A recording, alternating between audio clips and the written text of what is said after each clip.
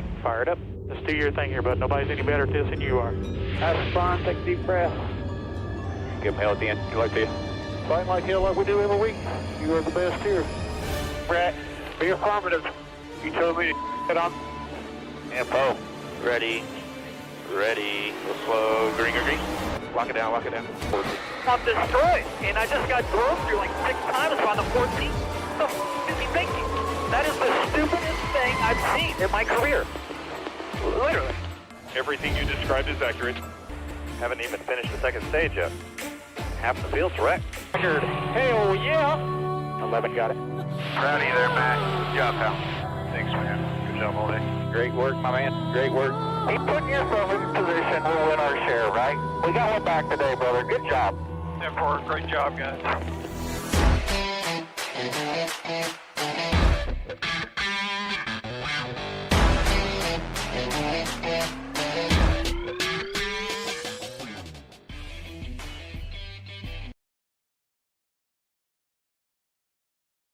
Mic not working. There it is. And welcome back to Racing in the Draft. My name is Mark. Week 2 of the 2024 season, we head to Atlanta Motor Speedway. I guess it should be called Atlanta kind of Super Speedway. I'm not sure what it's called anymore, because after watching the Truck and Xfinity race, it's a drafting track that's got some handling characteristics more so than Daytona and Talladega. I don't know. It's definitely starting to change, and it's really hard to say what the Cup Series is going to do because we only got to see single car qualifying. I really, really wish they would bring back practice at least 20 minutes, even for Daytona and Talladega. I know that the guys are only going to go out and run by themselves, but it gives them a chance to shake down their cars. And Eric Jones probably wishes he had practice today before he hit the track. Either way, Lost Prophet, good to see you again, buddy. I got your message. I guess, I don't know. This week's been so upside down because of the racing late Monday night. And then just busy work week and everything else. It's been a crazy week. Doubleheader today, trying to get lineups for Truck and Xfinity done, and then getting all this stuff done for Cup with qualifying today. Yeah, it's been a crazy couple of days. It'll be nice to get back to a regular week, to say the least. But either way, glad to see you, Lost Prophet, and thanks for the message earlier in the week. Hopefully you did well at Daytona. Mine did not go as well as the Trucks, but it was okay. I lost a little bit, not too bad though. Most of my picks were right. I just didn't have the right people in the right lineups. But either way, we are headed to Atlanta. But before we do, let's take a look at Daytona, the first race of the year, and kind of see what we had right and what we didn't have right. Well, the one thing I did get right was nobody in the top 10, in fact, nobody in the top 17 starting spots made the optimal lineup. But we did have some guys that did do fairly well that did have top 10 starting spots. Christopher Bell, Alex Bowman, John Hunter Nemechek. Good job on John Hunter Nemechek. And Eric Jones all made the top 14 in points for Daytona.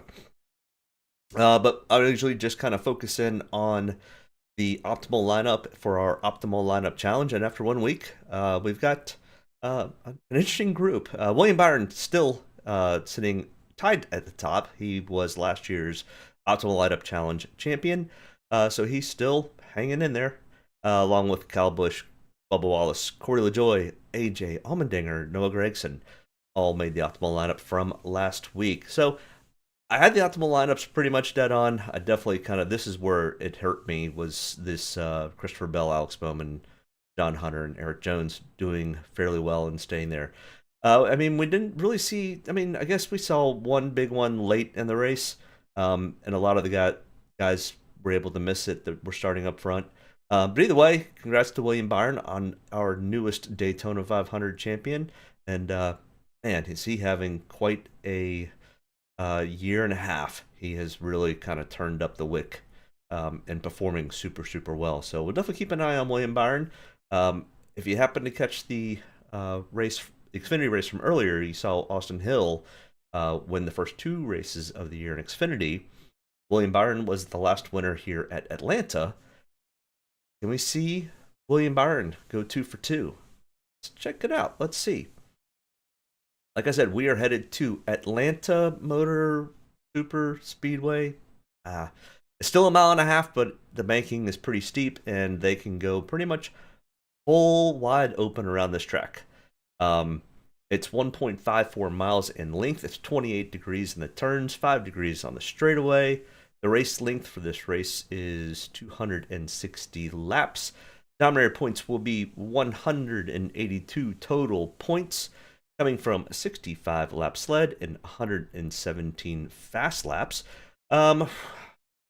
Once again, being kind of a super speedway and drafting kind of being predominant here, we've seen people lead quite a few laps and that become a factor, but your major points come from fast laps. Well, because the draft plays a role with this race, the fast laps are going to get spread out amongst the field. You'll have guys that are running in the 30s that will end up having the fastest lap.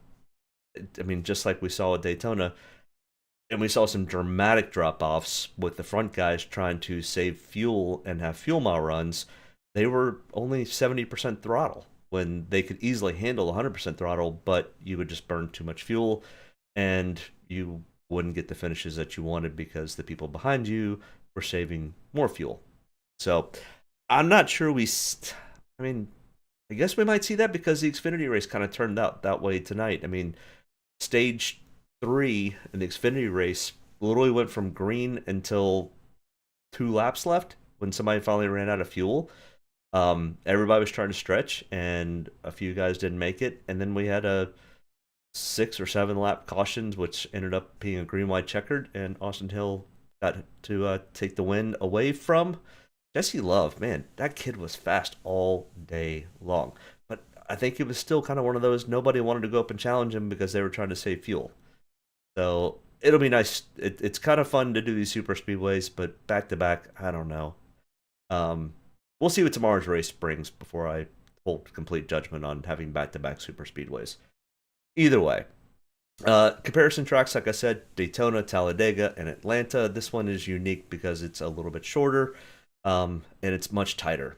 I have changed the view, or the order on how I go about this. So I'm now going to look at first the optimal lineups from previous Atlanta races, so that way you kind of have an idea of what we're going to be looking at as we go through the driver-by-driver breakdown. So the optimal lineups from last year, 2023 season, we did race at Atlanta twice. Pretty much once again, very similar to super speedways. The fall race was all guys that started outside the top 18 and nobody in the 30s, which was kind of strange. I can't remember. I don't remember this race ending early, but I guess it did because it only won 185 laps. We had no dominators. As you can see, the fast laps were spread pretty much evenly throughout the field. Laps led were kind of spread across a bunch of different drivers, or at least not in the optimal lineup. So place differential was the optimal way to set your lineups for the fall race. Kind of the same thing in the spring race, other than Joey Logano led from start to finish, and led 140 to 260 laps. Brad Keselowski, his Ford teammate and prior Penske teammate, led the other 47 laps. But as you see, I mean, Brad Keselowski led 47 laps and had 0 fast laps. So that kind of tells you where the fast laps are coming from. And Brad and Joey both started in the top 5. Everybody else was 15th or worse in their starting spots, and everybody finished in the top 10. So once again, kind of holding true on, we're not necessarily going to be looking to start people in the top 10, but I don't think you want to completely overlook them either. And that would be another good indication for bettors and Draftkings or FanDuel or whoever, fantasy players. I'd love to have just a little bit of practice to see if some of these guys are setting up on just real quick runs or longer runs. I don't know. I just wish they had practice. So kind of same similarities here for the 2022 season. Chase Elliott led let him off at the start and finished in first, led 96 laps. So we can't completely rule out guys that are starting in the top 2 positions or even the top 10. So you don't want to completely overlook them when we're making our lineups. It all depends on whether we have the big one or not. And I'm not sure what to do or how to take what we saw today. We didn't never really see any big accidents today. We saw a lot of one-car spins.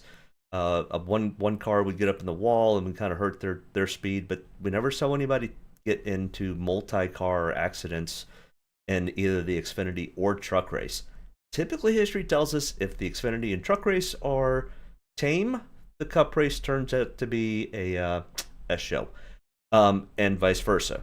If kind of like if the Xfinity and truck series ends up being a mess, then the Cup series usually goes, "Hey, we're not going to do that," and they kind of back off a little bit. So, but either way, it's kind of spread all over the place, and there's no real rhyme or reason. I mean, Ross Chastain, Chase Elliott.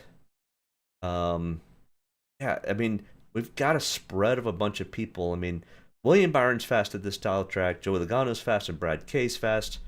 William Byron's won on this configuration twice, so I guess he would be kind of a favorite.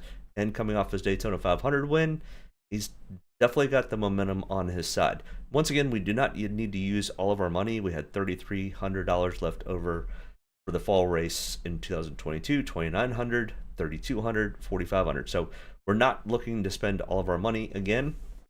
When we look at the 4 races and we kind of dig a little bit deeper on how people who scored in the top 15 in points and where they started from. So starting positions and finishing the top 15 in points. Fall race last year, as we can see, nobody in the top 10 starting even came into the top 15 in points. So it was all place differential, where the spring race, 2 people started in the top 5, 1 person started in the top 6, and so on. And you can kind of see this breakdown. The averages is over here. So on average, over the 4 races, we had 1.3 drivers start in the top 5, 1.8 drivers starting 6 through 10, 3.5 between 11 and 20, 5.8 between 21 and 30th, and 31st or worse, we had 2.8. So, the likelihood is going to be more likely the people we need to target are going to be in this 11 through 30th range, with some people in the 31 through 38 and a couple in here. So what I kind of did was I took my ranking systems and kind of put the ranking in the start and put the highest rank person for each grouping.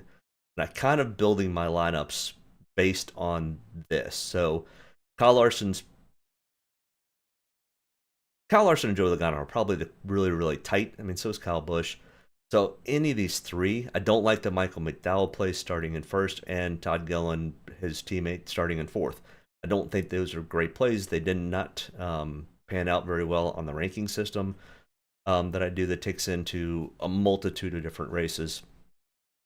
And the same thing kind of happens over here. Ryan Blaney scored pretty well, Chris Buescher and Austin Cindric. And the Fords are really fast, at least by themselves. We don't know what they're going to do in a pack. When we looked at Daytona from last week, the Fords were really fast, but then when they got into traffic, they were still pretty quick, but it definitely balanced the field a little bit. And the Toyotas were really slow, and they kind of came up. So, and with this track aging and changing, we're not going to know anything until we get on track. And then when we get to the summer race or late summer, early fall race, it's going to be even more different because the temperatures are going to be completely different. I think we race in, late August or early September again. And we're probably going to have 90, 95, 100 degree temperatures, where tomorrow we're looking at a high of 64 degrees and sunny. Now the track will warm up a little bit, but it won't be anything near what we saw for the second race at Atlanta last year, or what we're going to see in the fall race this year.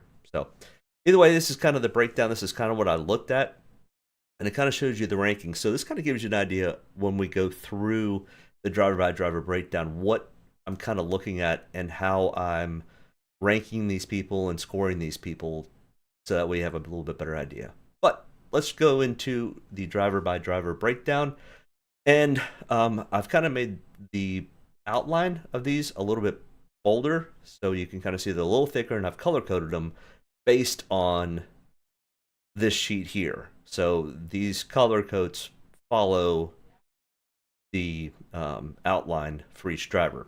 With inside the outline, for anybody that's new to watching this channel, make sure you hit that like and subscribe button. If you like what you see, I'm live typically the night before the Cup race.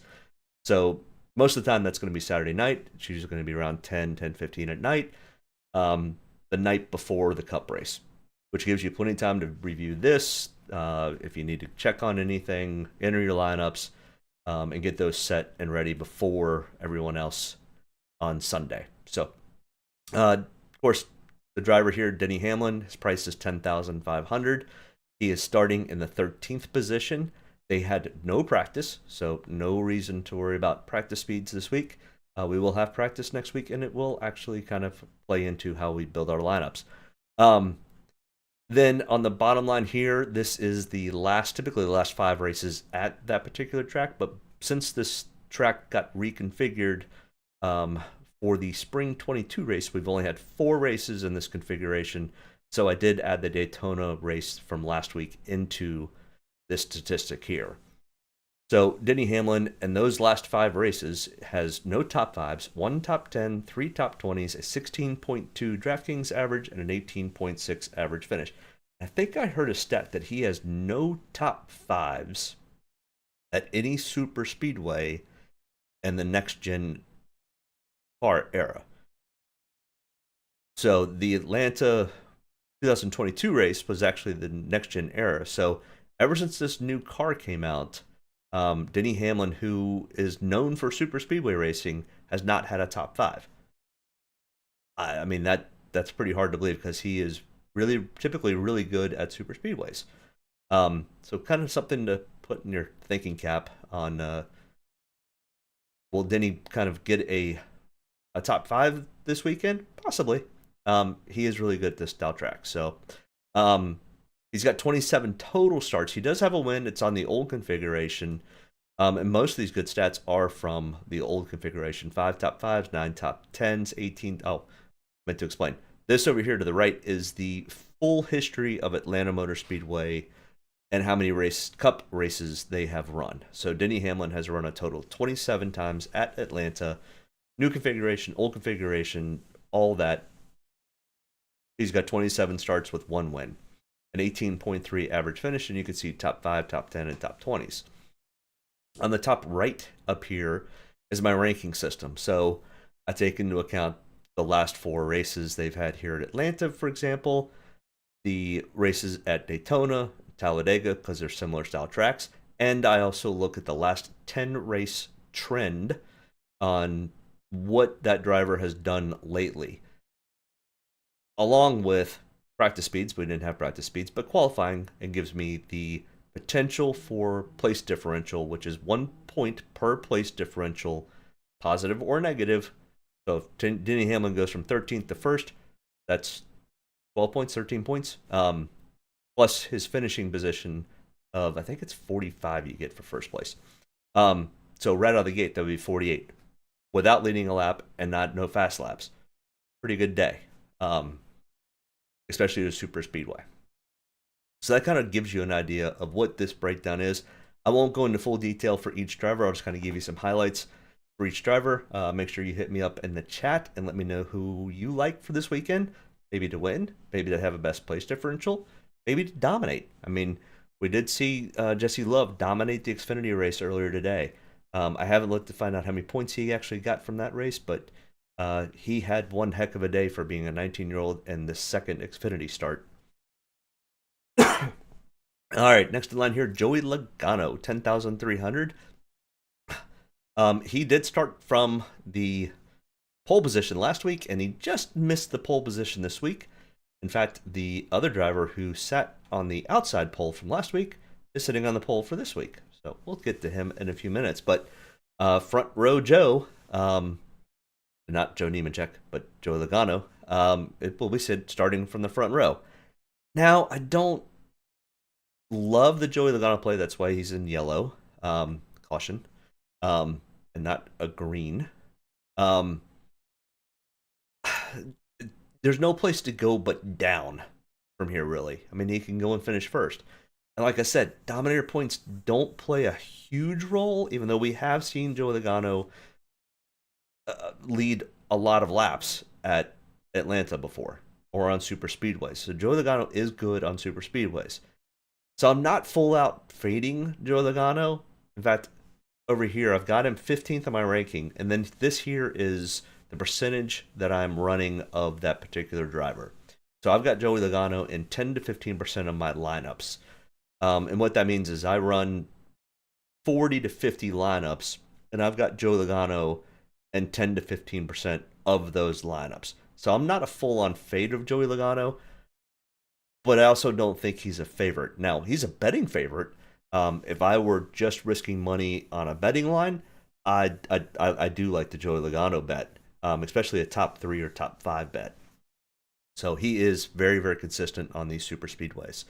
It's either he's going to finish in the top 3 or he's not going to finish the race. It's typically how Joey Logano kind of races. Same thing with Brad Keselowski. It's checkers or wreckers for these guys. But starting from the outside pole, good starting spot, but not for Draftkings. You can kind of see he's got 20 total starts. He's got the 1 win from last year. He finished 17th in the fall race. So this is not the spring race finishes where Denny Hamlin finished 14th and Joey Logano finished 17th. This is the late summer, early fall race that they did last year. I think it was actually middle of summer. They've changed the schedule this year. It's a little different. But the last time they were here, I think it was early August or July. I can't remember. Either way. The last time they were at Atlanta, Joey Logano finished 17th. The time prior to that, he did have the win. All right, next in line here, Ryan Blaney, our NASCAR defending Cup champion. 10,200 is starting in 6th. And I've got him in light green. I'm not fading him completely. As you can see, he did rank 4th on my ranking system. I've got him in 20-25% of my lineups.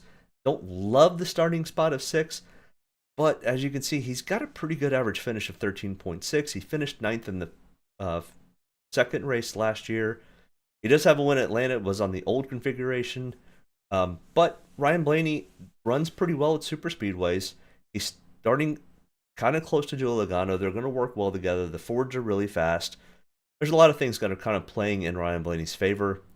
And in fact, I think I like him actually better than I would Joey Logano for having a top 5 finish if I were to go on the betting side of things. But either way, he's got a 13.6 average finish, which, as you can see, is the best of our 3 current drivers we're looking at. So I don't mind the Joey Logano play. I've got him in light green. William Byron, $10,000, starting 11th, so just outside the top 10. He is in the darker green. I do like Joey Logano. I've got him in 20-25% of my lineups also. He did come in 3rd on my ranking systems. Starting 11th, he did win the second race at Atlanta last year. He's coming off of a Daytona 500 win. He's coming off a really solid season last year. I mean, he's got 3 wins at these speedways. The Daytona 500 win, the fall 22 race. No, the spring of 22. I can't remember. He's got 3 wins here, though, at Atlanta. Yeah, he finished first in the fall race of 23, the fall race of 22, I think is what it was, and the Daytona 500. So 3 of the 5 last races on super speedway style races that I'm reviewing, he's got 3 wins. Pretty darn good. 13.0 average finish. Comes in ranking at 3rd. So I do like some William Byron. He's on a heater right now. Kind of ride that horse until it doesn't ride no more. Chase Elliott, next in line here, 9,800. Teammates with William Byron at Hendrick Motorsports. Chase Elliott does have a win here. I think that one was the fall of 22. Kind because it was where Corey LaJoie and he tangled with like under 10 laps to go, and Corey was almost going to get his first win. But Chase Elliott ended up taking that away from him. $9,800 for Chase Elliott. Starting 28th, we've got a ton of place differential for somebody who runs Atlanta pretty well. He is from Atlanta, so this is kind of a home track for him. He typically races pretty well here. As you can see, we've got an 8.5 average finish for Chase Elliott, 47.0 Draftkings average over those 5 races. I mean, William Byron's at a 48.9.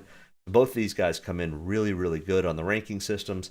I've got him in 40 to 45% of laps. Now, just so remember, Chase Elliott is probably going to be heavily owned because of all the stats I just said. So starting 28th, there's a lot of place differential here for Chase Elliott. So if you want to fade off of him because you think he's going to be heavily owned, I can understand that. But it's one of those. If he's heavily owned and you don't have him and he does well, you don't stand a chance. But if he doesn't do well and you're one of the few people that do have him, probably do well. So that's why I run different lineups, and I'll end up having Chase Elliott in 40 to 45% of those lineups, which gives me 55-60 that I don't have him. All right, next in line here, Kyle Busch at 9,700, starting 3rd. So really good qualifying lap for Kyle Busch. I do have him highlighted in yellow, mostly because of his starting spot. He does have a pretty consistent finish here.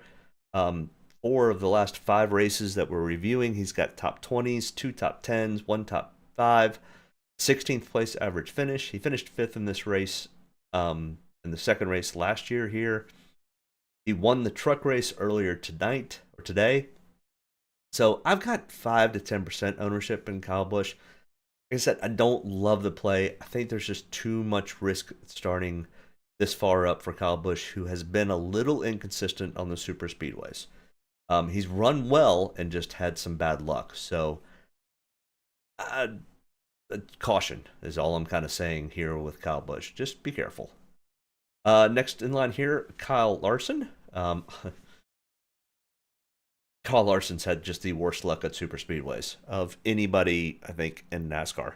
The guy just, if it's going to bite him, it's going to bite him. I don't think I've seen a good finish on a super speedway from Kyle Larson in a long time. And I've been a diehard Kyle Larson fan since he was running late models and watching him on dirt. So he still runs dirt, but you get what I'm saying. Ever since before he was ever in NASCAR, I was watching Kyle Larson. But 9,500, starting 5th. I think he's starting too far up. I don't love the play. I've got him in a light green. One of these times he's gonna break through and get a top 5, or possibly even get that win.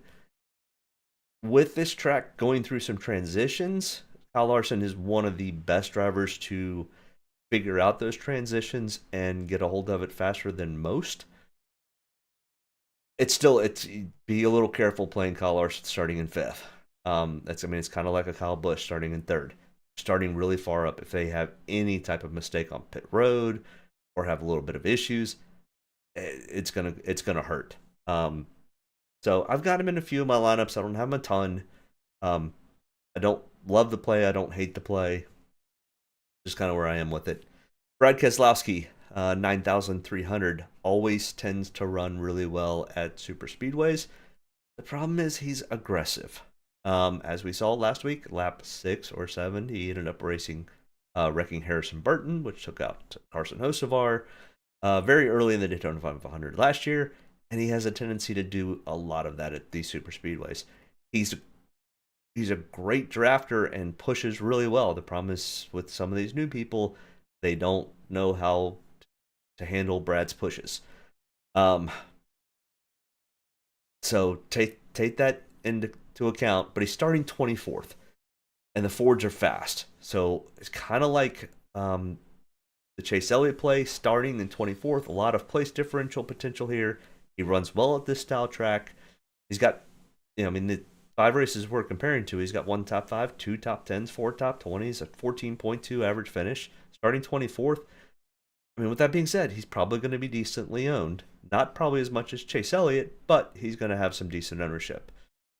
So, can Brad finally break through? He's another one. He's even worse than Denny. He has never won in this next-gen era. Can he get that breakthrough win tomorrow? Good possibility. Another great pick here is going to be Christopher Bell at 9,100, starting 22nd. A decent amount of place differential here with Christopher Bell.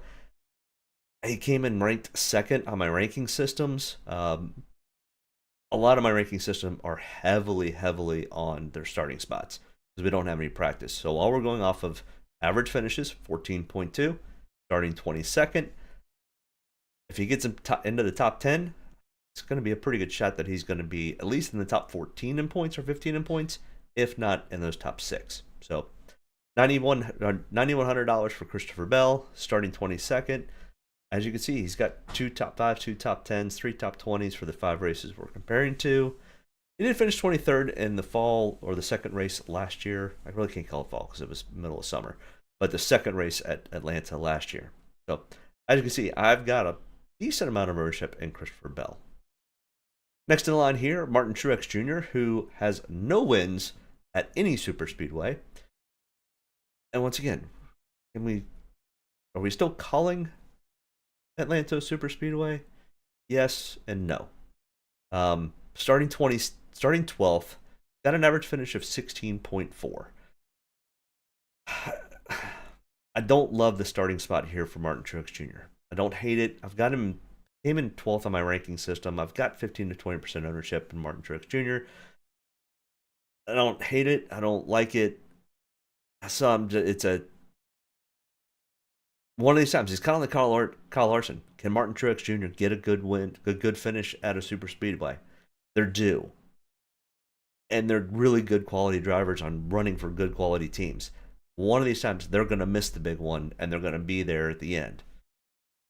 And Martin Truex Jr. and Kyle Larson missed the big one this weekend? Maybe. That's a strong maybe. Bubba Wallace, who is really good at super speedways.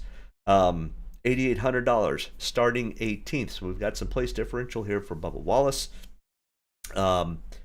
He had a great Daytona 500, had some struggles in the middle of the race, and was able to rebound pretty well and get himself, I think, a top 5 last week at Daytona.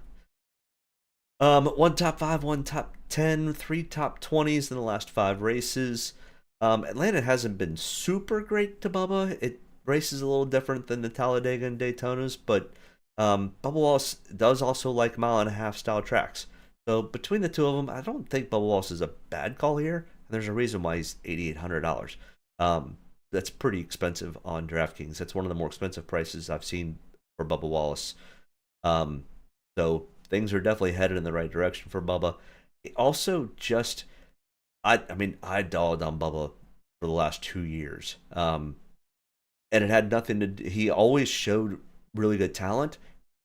Bubba's issue was in between his ears. He just would overthink stuff. And if you happen to catch Door Bumper Clear earlier this week, the podcast from the Spotters, they had Bubba Wallace on. And you could just tell a different confidence level with Bubba Wallace just in that interview by itself. He's better spoken. He's calm. He's collected. He's got his thoughts in the right place. I don't know if maybe hanging out with Michael Jordan has helped out his confidence level and got his mind set to where he thinks he knows that he can go out and perform well at the highest level. But all the things I'm hearing and seeing on the track, Bubba Wallace has, I think, turned a corner. So good for Bubba. Hopefully he has a great year this year. And if DraftKings is any indication on pricing, they think he's going to be doing pretty well also. I've got him in the lighter green. I've got him in 20-25% of my lineups. He's got a decent amount of place differential here.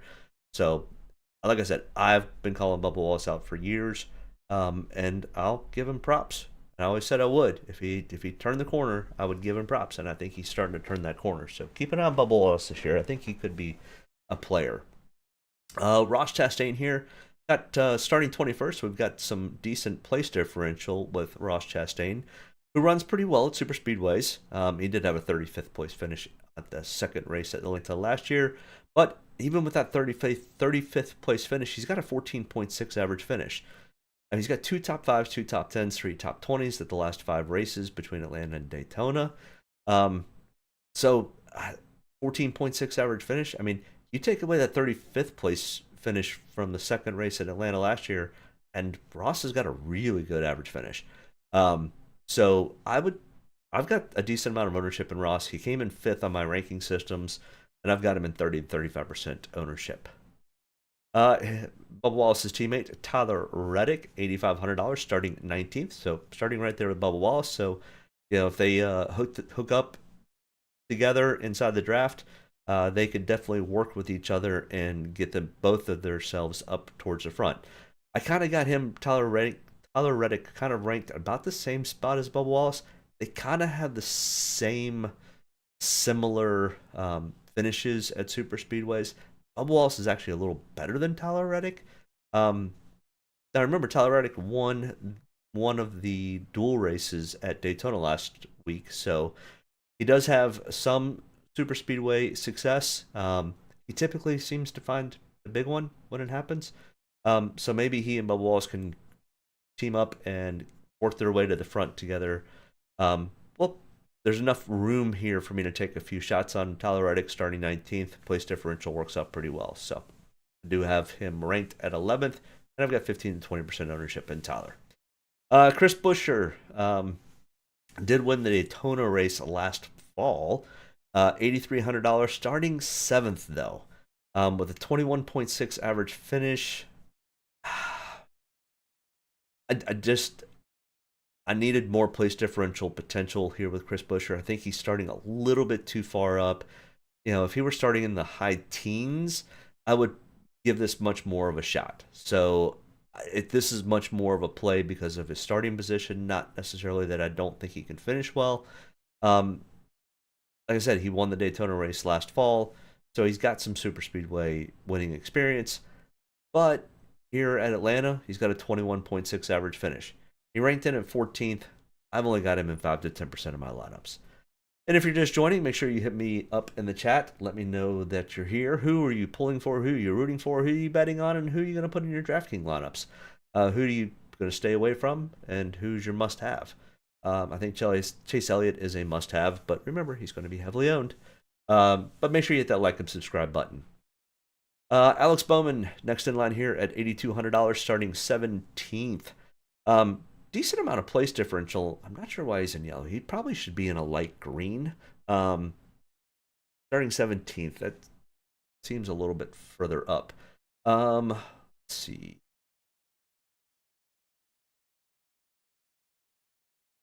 Not sure why I've got him so far back. Let's see. Alex Bowman, 16.8, top 5. Yeah, I mean, that doesn't make a whole lot of sense why I've got him so far back. I don't know. He should be in a lighter green. But either way, starting 17th, he's got some place differential. His average finish is right there at 17th. He finished 26th in this race second race last year. 1 top 5, 2 top 10s, 3 top 20s, and he was 50 feet away from winning the Daytona 500 last week. I've got him at 15 to 20% of my lineup, so I'm not sure why he graded in at 21 and why I think this yellow is wrong. Trying to remember where I had this. Let's see. I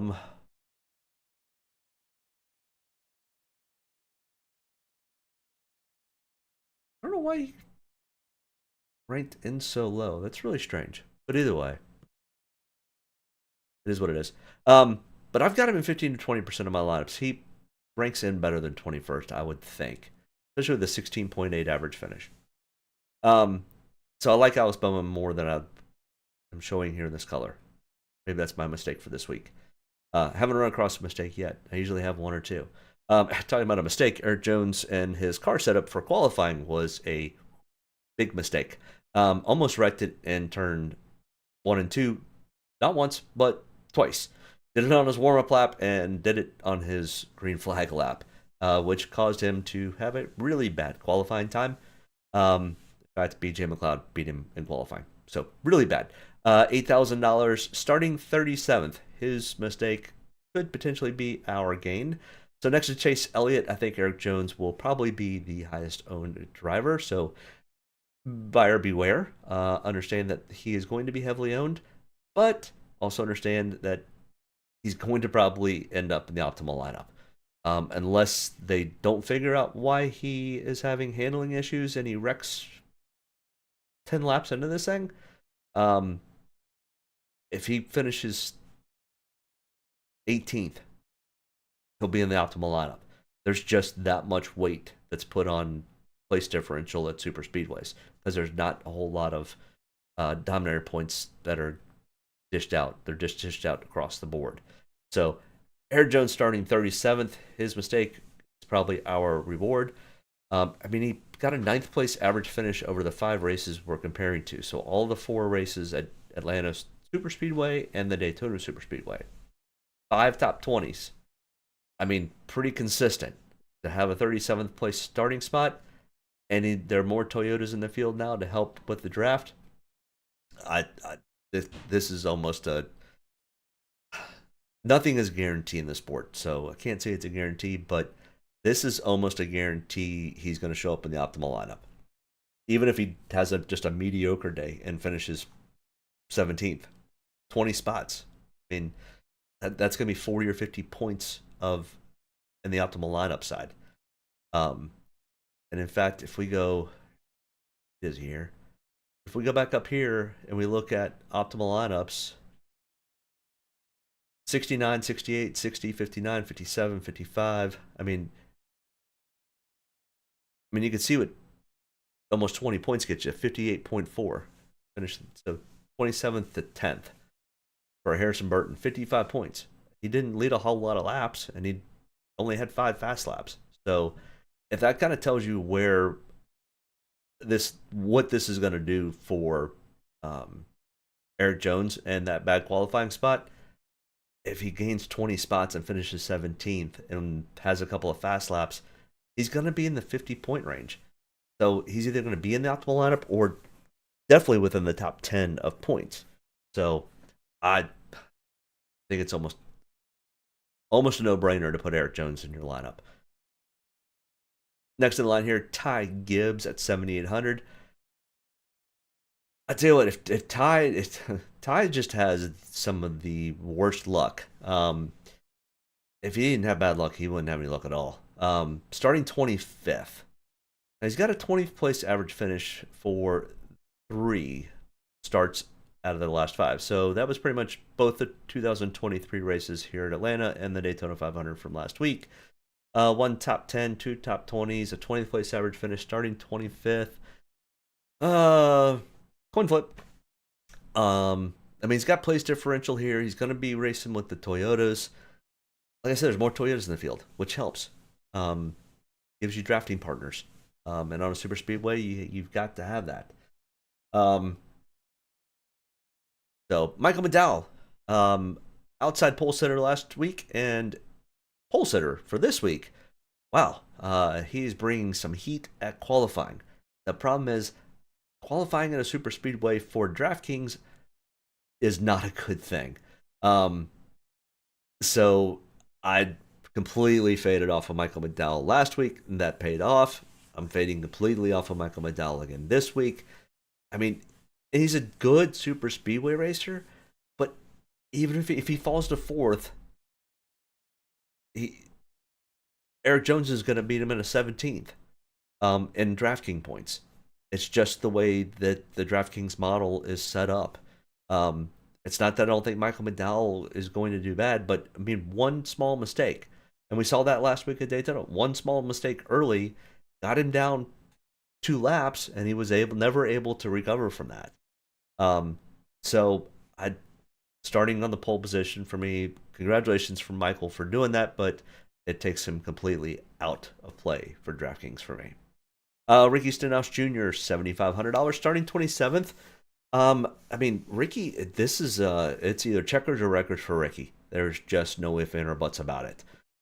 Either he is going to win the race or finish second, or he's going to finish 30th.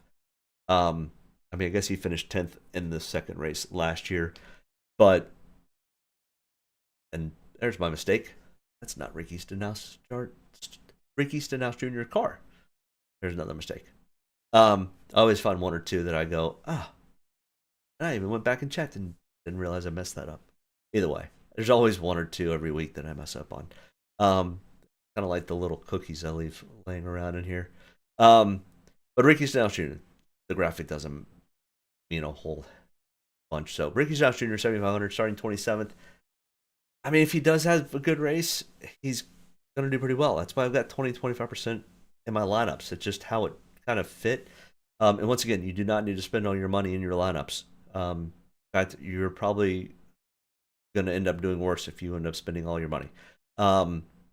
Statistically showing. So I don't mind the Ricky Stenhouse Jr. play, starting 27th. Definitely have some shots on him.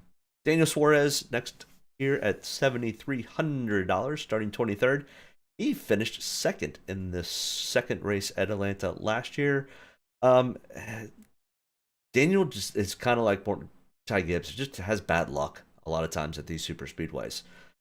Paul Moss, how we doing, buddy? Good to see you back again. Thanks for the review. I'm going to bet the 22 for the top 5 in spite of myself. Yeah, I mean, I'm not a Joey Logano fan. I respect him. He's a good race car driver. I mean, he's a 2-time champion in our sport. But I just don't like him. That's just a plain and simple. I've never liked Joey Logano. But I respect his ability to drive a race car. And he's really good at super speedways. Hit the like button, guys. Thanks, Paul. I appreciate that. So yeah, I definitely do like the Joey Logano play for at least the top 5, maybe even for the win. I mean, I think what did I have him at, or what did DraftKings Sportsbook have him at? Plus 800, I think. So 8-1. Put $10 on it, win $80.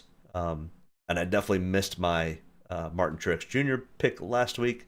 I was thinking that the rain would help him out and kind of get him across that finish line, but that's okay. Either way, Daniel Suarez, coin flip, 20-25% ownership, 16th on my ranking system, starting 23rd. He has had decent finishes at super speedways. All depends on whether he takes care of his stuff and doesn't get tied up in the big wreck. That can be said for most of these guys. Austin Dillon here. I mean, he's got 2 wins at Daytona, but he doesn't have a great average finish here at Atlanta. 29.6 average finish for the 5 races we're comparing to. Finished 21st in the second race last year here at Atlanta. Only has 1 top 10 in his entire racing history at Atlanta. Now, I know it's different, 10 of those races, but still, I mean, some of these guys just don't do well at certain towns, regardless of what it is. And Austin Dillon just does not do well at Atlanta. So he came in last on my ranking system. So I've got 0 to 5%. He's starting 10th. I mean, that could burn me. I mean, the same thing with Austin Cindric, who actually is a pretty good super speedway racer. Out of all of the things that Austin Cindric does well in this Cup Series, it's super speedway racing. The problem, he's starting in 8th.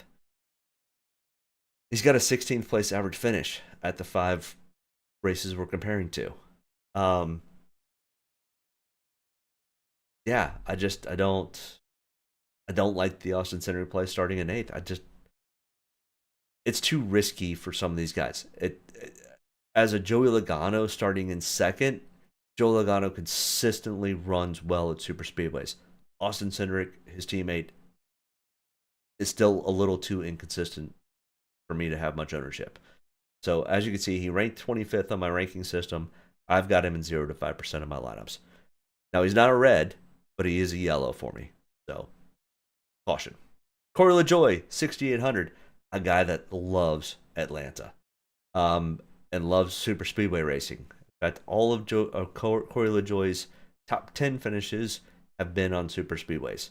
Other than that, he's never had a top 10. But Corey LaJoie, starting 32nd, ton of place differential opportunities here for Corey LaJoie. He's got a 13th place average finish over the last 5 races we're comparing to. 4 of those are Atlanta. 43.2 Draftkings average. I mean, for his price tag, even though we're not concerned that much on pricing, I mean, he's got a 13th place average finish, and he finished 31st in the second race at Atlanta last year. So, yeah, I think Corey LaJoie is kind of, I mean, you want to talk about Atlanta. Chase Elliott, Eric Jones, Corey LaJoie. Those are 3 that, I mean, and as you see, I've got them at 35 to 40% of my lineups. So, I like the Corey LaJoie play. Once again, they're going to be heavily owned. Just understand that. But can you put those 3 in a lineup and then differentiate with other people?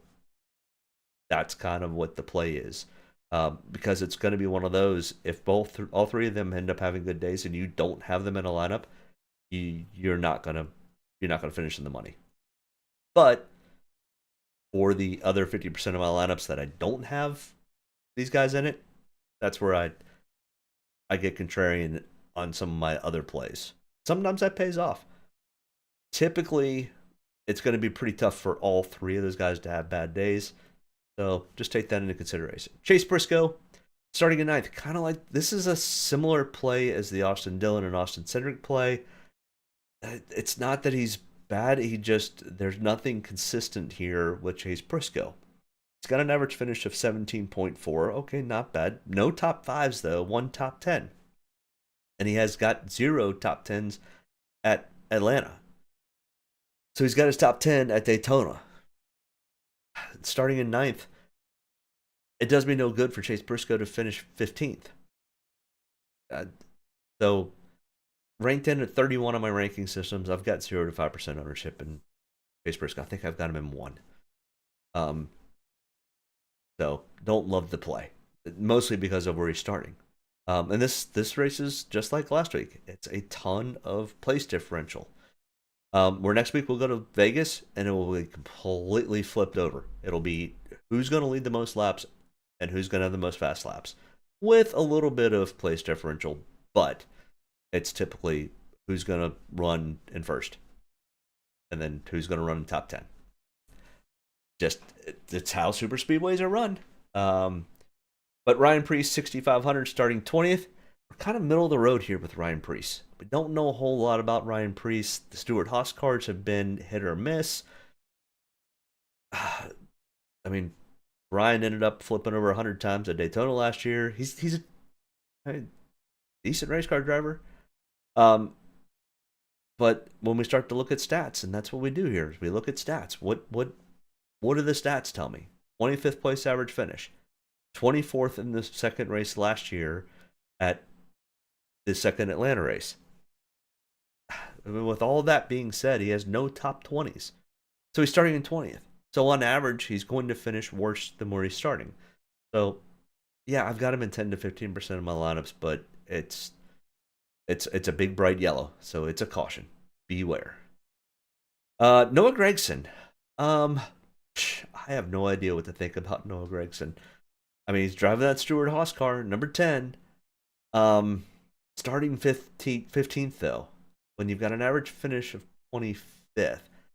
I mean, Noah's a lot like Ricky Stenhouse Jr. Checkers are records for this guy, and most of the time it's records currently for Noah. He had such great success in Xfinity that I think once he figures out, he is my new Bubba Wallace. He has to get rid of what's going on between his ears. Once he gets that fully straightened out for this Cup Series, Noah's going to be dangerous. He's a very, very good driver. He's very aggressive, though. And this next-gen car does not like aggressive driving. It bites you too quickly. And it's too hard to save. And then I think that's kind of why Kyle Busch has had some troubles. And I think that's why Kyle Larson has gotten into trouble sometimes. Kyle Larson's sometimes good enough to get himself out of it. But this next-gen car, it's tricky to drive. You listen to the interviews with any of these guys that drive it, and they're like, yeah, you get out of shape once, and this car's around, and it's in the wall. So once Noah figures it out, he'll be okay. John Hunter Nemechek, 6,200, starting 34th. Woo-wee. Yeah, so he gets to go hang out with his teammate, Eric Jones, in the back. Both driving Toyotas. Both had mishandling cars. So I'm sure they'll go to Toyota. Toyota will be like, here are the setups these other guys are running. They'll fix their setups, and they're going to be competitive. I mean, John Hunter Nemechek finished 7th last week at Daytona. John Hunter Nemechek runs super well at these super speedways. He had a little trouble with the Xfinity race today. That's more because he got squeezed into the wall. But those things happen, and I get it. So I don't mind the John Hunter Nemechek play. Starting 34th, he and his teammate can team up together. And in fact, they can just hang out in the back all day until the last 50 laps, survive anything. If the big one does happen, they won't be in the middle of it, and then they run to the front. Starting 34th, ton of place differential. So I've got 15 to 20%, and I think I'm probably low. So if you wanted to pull off of somebody and put a little more John Hunter in, I would not argue with that at all. In fact, I always give you the caveat that I could probably and more than likely will make changes to my lineups. And that's why I kind of give you a spread.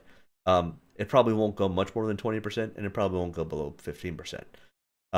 It's also, what fun is it if I give you my lineups? Then it's a plug and play, or it's a way for you to tell me that I'm an idiot, which can be an idiot too. Josh Berry, starting 14th, starting too far up for me, $6,000, 30th in my ranking system, 21.5 average finish. I mean, could he have a decent day if he finishes 8th? I'm not sure that's enough to beat a John Hunter starting in 34th, finishing 12th. In fact, I know it's not going to be. That's 22 spots, a place differential. John Hunter Nemechek beats him in Draftkings. That's what's kind of crazy in the nuance about Draftkings compared to what you would think. Well, if Josh Berry finished 8th and John Hunter Nemechek finishes 12th, Josh Berry should have more points. Yeah, but that's not the way it works in Draftkings. Carson Hocevar, man, that poor kid last week made it a total of 7 laps. Wrong place, wrong time, done. So re-rack him, start it over. Keep yourself out of trouble. I mean, you're starting in 35th. Last week he was starting in top 10. So wrong place, wrong time. At least this week, maybe you can just hang out in the back with John Hunter and Eric Jones and just wait. He came in 26th on my ranking system, and most of that is because I've got one start to go off of. And he finished 40th, dead last week. I think he finishes better than 40th. I have to know if he finished better than 40th because there are only 38 people driving, or 37 people driving this week. So Carson Hocevar will finish better than 40th. Good on him.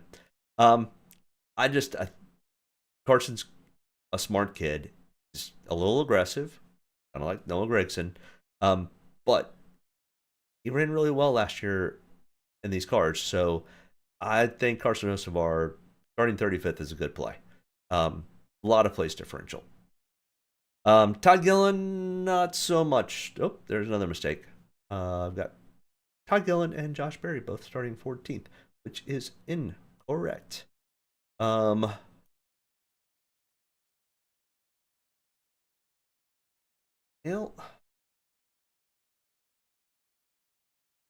Where is Carson Hocevar? Todd Gillen is starting 4th. I put a 1 in there by accident. My bad. Yeah, so even worse, starting 4th. Good on him for a great qualifying, but yeah, no way am I touching Todd Gillen starting in 4th.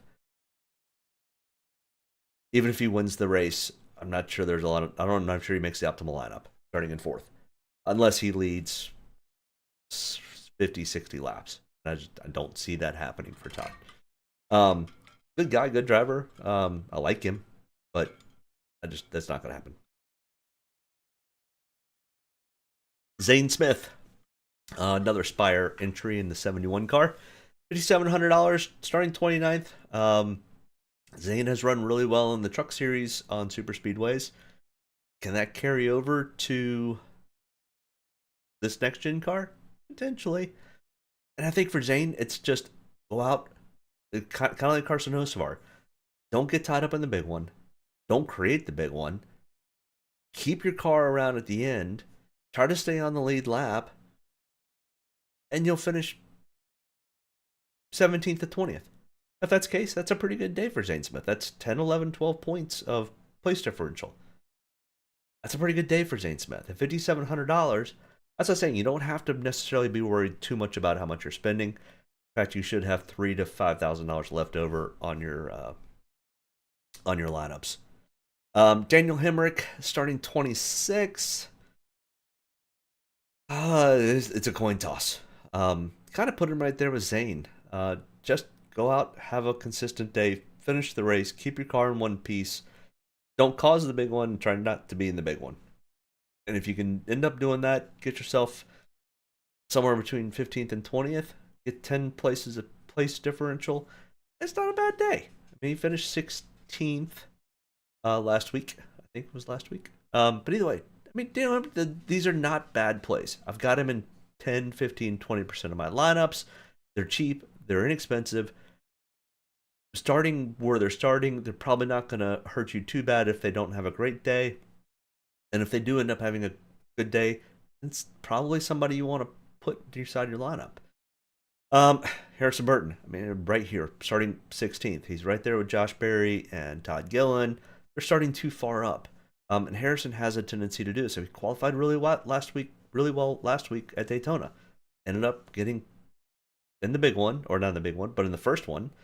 And his day was done. And I think he had like negative 21 or 22 points in Draftkings. I mean, you want to talk about just killing your lineup. That kills your lineup. It's starting 16th. It's starting too far up. Harrison Burton, the chances of him finishing any better than 16th, you're better off putting $20 on Joe Logano to win the race. And that's still kind of a long shot. I mean, he's 8 to 1. So Harrison Burton finishing better than where he starts is probably more like 20 to 1. So don't like to play too many spots starting too far up. Justin Haley, who has really good speed on super speedways, starting 31st.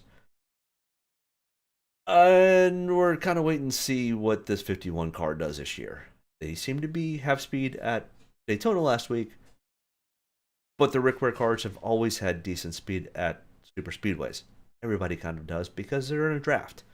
The setup isn't as important. The setup this weekend could potentially be a little bit important, but Justin Haley's a pretty good driver. It'll be interesting to see what he can do with that Rick Ware car and if he can at least get it headed in the right direction. If that's the case, he's going to finish better than 31st. Does he get much better than 20th? Maybe. Kind of like, can Harrison Burton finish better than 16th? I'm not sure Justin Haley gets this car up past 20th. Sure, there's always that potential if you get enough guys to wreck. Kaz Grella starting 33rd. I mean, don't love the play, don't hate the play. It's the other Rick Ware car. I mean, Justin Haley's a much better super speedway racer and has more experience in this car than Kaz Grella. Starting 2 spots different. I like the Justin Haley play better than I like the Kaz Grella play. I don't love either one of them. And they're both starting in the 30s. Can either one of these guys make the optimal lineup? Absolutely. We get 15 guys that wreck that are starting in the top 15, and these guys all move to finishing somewhere between 12th and 15th. Yeah, they're going to make the optimal lineup. These are kind of slim, but maybe. Next 2 in line here. Josh Williams, our peace out guy from last year at Atlanta in the Xfinity Series, is getting his shot in the Cup Series. I mean, he's driving AJ's car from last year. The car has speed. What Josh Williams can do with it, I don't know, because he's also driving a College car in Xfinity. And yeah, he had some bad luck today, and he had some bad luck last week at Daytona. I mean, this poor guy, he does so much good for this sport. I hope he has a great finish. Hope is not something I like to bet on, though. So as much as I'm going to be rooting for Josh Williams, I just won't have him in my lineups. I mean, I'll have him in 5 to 10% of my lineups. I think completely I'll outfade him, but very, very dangerous play just because we don't know what he's going to do. Josh Williams needs to ride in the back with Eric Jones and John Hunter Nemechek and the other guys that I've said. They need to form their own little line halfway around the track, away from all the other guys, stay in their own little draft, don't wreck each other, and finish this race and let the big one happen in front of them. And Josh Williams has a great day. Brings the car home in one piece. And then there's BJ McLeod. Thanks for coming back, BJ. $4,800, starting 36. You can have some ownership on him. But because this track is starting to become a handling track, I just don't know if they don't have a program anymore. They don't have a charter system. The only reason he made it is because he didn't tear his car up at Daytona because he didn't race in the Daytona 500. He missed the qualifying spot. So they showed up at Atlanta because it's a super speedway. So, yeah, I'm faded off of that. All right, to kind of go over and highlight some of my plays that I like the Chase Elliott, Christopher Bell, William Byron, Ryan Blaney, Ross Chastain, Eric Jones, Brad Kay, Corey LaJoie. Starting closer to the front that I don't mind playing, the Denny Hamlin, Martin Truex Jr., Kyle Larson, and Chris Buescher. And I don't mind the Joey Logano or Kyle Busch play. Austin Cindric is a coin toss. Guys that are a real coin toss, Alex Bowman, Noah Gragson. I don't like the Josh Berry, Chase Briscoe, Austin Dillon play. And then the ones over to the bottom right that I'm not going to be using any of, Harrison Burton, Todd Gillen, Michael McDowell, Josh Williams. And I will have a couple of Josh Williams. Take that back. But for value, a Daniel Hemrick, a Justin Haley, Carson Hocevar, a Zane Smith, and maybe even a Kaz Grala. It's all going to be place differential. So, I mean, most of our optimal lineup is going to come from this part up here. The highest owned, the place differential, and the value. There is a small chance that somebody does a Joey Logano and leads 140 laps and wins a race. If that happens, it happens. I'm willing to take my shot that it doesn't. But either way, that's pretty much all I've got. Make sure you guys hit that like and subscribe button. I appreciate you tuning in. Paul and Lost Prophet, I appreciate you tuning in on the chat. Anybody else that comes along later after this has already ended, hit me up in the chat. Ask a question, and I will try to get back to you before the race starts or whatever. If not, like I said, I come on live Saturday nights or the night before the race at about 10:15. I usually try to make it about an hour, kind of keep it within that range. I'm at an hour and 8 minutes right now, so pretty good. But either way, good luck. Hopefully somebody takes home a bag, and let me know if you do, and if I was able to give you any helpful hints. I always love to hear success stories. So I appreciate you tuning in. Once again, hit that like and subscribe button. We will see you guys next week. Bye. Get a good deep breath. Get ready to roll here.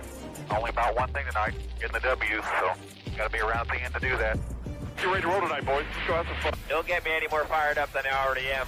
All the way to the checker. You're fine. Nobody's got to run. Checker time, baby! Hell yeah! Proud of you there, man. Good job, pal. Thanks, man. Good job all day. Great work, my man. Great work. Keep putting yourself in position, we'll win our share, right? We got one back today, brother. Good job. Great job, guys. Excellent work, my man. Excellent work. Thank you. Man, that's awesome. Set out with a goal, we got it here, bud. Thank you very much. Really proud of you, man. Drove your butt off tonight. We had the fastest car here, bud. Probably killed our deal there. Just feel like I gave one away. Yeah, boys. Way to rebound. Great job. Great job, bud. Really good job. Appreciate you hanging in there with us all weekend. What a weekend. Good job. Thank you.